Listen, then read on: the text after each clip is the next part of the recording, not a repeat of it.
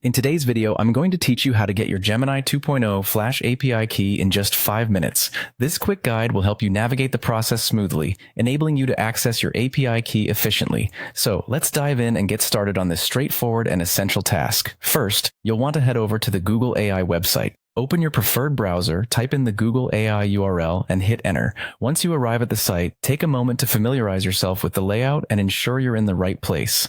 This will ensure you're starting off on the right foot. Next, you'll need to log into your Google account. If you're not already signed in, look for the Sign In button, typically found at the upper right corner of the screen.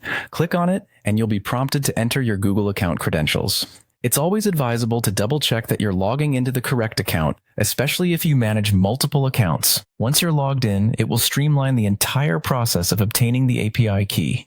After successfully logging in, navigate your way to the bottom left corner of the page. Here, you should see the option labeled Get API Key. Click on this link, and you'll be directed to the next step in the process. This option provides you with access to the tools you need to proceed. Now, you'll see an option to select Create API Key.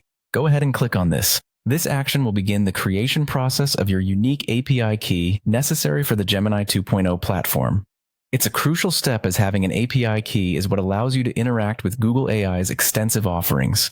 Once you're in the creation screen, you will be prompted to give your API key a name. Although it might be tempting to skip this step or enter a quick placeholder, take a few seconds to think of a descriptive name. This will help you identify the key in the future, especially if you have multiple API keys in use. A good name might reference the specific project or function it is going to be used for.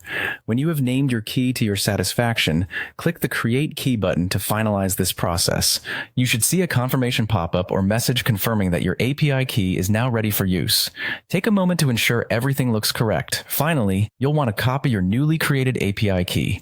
Make sure to store it in a secure location, such as a password manager, so that you can easily access it whenever necessary. Keeping it secure is crucial, as this key grants access to your application data.